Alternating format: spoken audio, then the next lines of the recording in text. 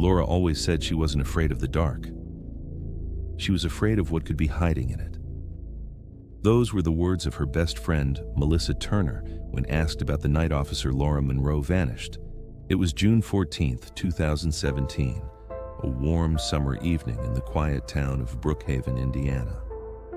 Laura, a decorated officer with 7 years on the force, left the precinct just after 10:15 p.m. She was supposed to be heading home. Instead, she disappeared without a trace. Her patrol car was found the next morning abandoned by the side of a rural road. The engine was still running, her radio still crackled with static, but Laura was gone. This is the story of Officer Laura Monroe, a daughter, a sister, a friend, a protector of her community, and a woman whose life ended in a way no one could have imagined. Laura Monroe was born on September 12, 1987, in Brookhaven, a small Midwestern town where everyone knew each other's names. She grew up in a modest home, the youngest of 3 siblings. Her father, David, was a retired firefighter. Her mother, Ellen, worked as a school secretary. From a young age, Laura was described as determined, empathetic, and fiercely protective. Her older brother, Michael, remembered how even as a child, Laura would stand up for him. If anyone bullied me at school, Laura, who was 3 years younger, would march right up to them and say, "You don't mess with my family." After high school, Laura pursued criminal justice at Indiana State University, determined to follow in her father's footsteps of public service. She joined the Brookhaven Police Department in 2010, quickly earning respect for her sharp instincts and calm presence under pressure. Off-duty, Laura loved gardening and had a soft spot for stray animals. She often volunteered at the local shelter, taking in kittens and nursing them until they were ready for adoption. Her friends remembered her laugh as bright and contagious, the kind of sound that made even the hardest days lighter. But beneath the strength and dedication, Laura also longed for love and companionship. And in 2014, she thought she had found it. Jason Reed was charismatic, confident, and well-liked on the surface. A former Marine turned private security consultant, he met Laura at a charity event hosted by the Brookhaven Police Foundation. He had that polished smile, Melissa recalled, the kind of man who seemed to light up a room, and Laura, she fell for him quickly.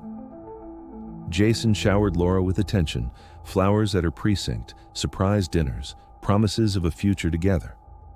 By early 2015, they were living in the same apartment. To outsiders, they looked like a perfect couple. But behind closed doors, cracks began to show. Jason was controlling. He wanted to know where Laura was at all times. He grew resentful of her late shifts and camaraderie with fellow officers. Friends noticed Laura withdrawing, making excuses for his temper.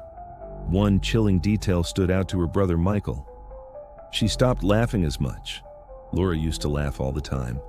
But once Jason was in her life, the light in her eyes dimmed. By 2016, the red flags were hard to ignore. Jason's jealousy escalated into verbal abuse. He accused Laura of being too friendly with colleagues. He tracked her location through her phone. In November that year, Melissa said Laura confided something terrifying. She told me Jason had grabbed her arm so hard it left bruises. She brushed it off, saying he was just stressed. But I could see the fear in her eyes. Laura never filed a report. Perhaps she didn't want to jeopardize her career. Perhaps, like many victims, she hoped things would change. But they didn't. They only got worse. On June 14, 2017, Laura's shift ended at 10 p.m. Surveillance footage from the precinct parking lot showed her walking to her patrol car, uniform still on, hair pulled back neatly, appearing calm. She radioed dispatch at 10:12 p.m. Unit 47, off duty, heading home. At 10:37 p.m., a 911 call came from a driver on County Road 16. The caller reported an abandoned police cruiser with its lights flashing. Deputies arrived minutes later. Inside the car, Laura's phone, her half-finished coffee, and her duty belt still clipped neatly. No signs of struggle, no blood. Just silence. Her apartment, just 6 miles away, was empty. Jason claimed he hadn't seen her since that morning, but detectives weren't convinced. The Brookhaven Police launched one of the largest search efforts in town history. Over 200 volunteers combed the nearby woods and fields. Helicopters scanned from above. Cadaver dogs swept the roadsides. Nothing. Investigators turned their attention to Jason Reed. His alibi was shaky. He claimed he was at home watching television, but neighbors reported hearing shouting from the apartment earlier that evening. Detective Sarah Collins described the first interview with Jason. He was calm. Too calm. Almost rehearsed. He kept insisting Laura was probably just overwhelmed with work and needed space. But we knew Laura. She wouldn't abandon her badge. She wouldn't abandon her family phone records revealed a chilling discovery. Jason had called Laura 6 times between 9:45 p.m. and 10:10 p.m., just minutes before she vanished.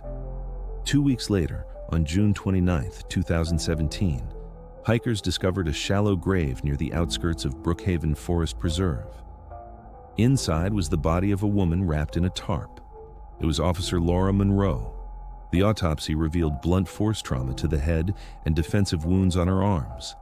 Time of death, the night she disappeared. Detectives found fibers on the tarp matching Jason Reed's apartment carpet. In his garage, they discovered a shovel with fresh soil consistent with the forest preserve. The case against him was building. As the investigation deepened, Jason's polished facade crumbled. Court records showed restraining orders filed by 2 former girlfriends in other states. Both described him as controlling, manipulative, and violent. One ex wrote in her affidavit, "He told me once, if I ever tried to leave him, no one would ever find me." That line sent chills through investigators. Jason Reed was arrested on July 12, 2017, and charged with first-degree murder. His trial began in March 2018. The prosecution painted a clear picture. Jason's jealousy, his history of abuse, and the forensic evidence tying him to Laura's grave. They highlighted his repeated phone calls to her the night she vanished, framing them as attempts to control and lure her. The defense argued circumstantial evidence, suggesting Laura had other enemies due to her police work. But jurors were unconvinced. Melissa testified in court. "Laura told me she was scared. She wanted out. But she didn't know how. Jason wouldn't let her go." After just 5 hours of deliberation, the jury returned a verdict: guilty of first-degree murder. Jason Reed was sentenced to life in prison without parole. For Laura's family, justice was bittersweet. Her mother, Ellen, said in her victim impact statement, "We raised our daughter to serve and protect others. But in the end, we couldn't protect her." The Brookhaven Police Department retired Laura's badge number, 47, permanently. A memorial plaque was placed outside the station, honoring her service. In 2019, her family launched the Monroe Foundation for Victims of Domestic Abuse, offering resources and safe housing for women in law enforcement experiencing intimate partner violence. Michael, her brother, travels across the state giving talks.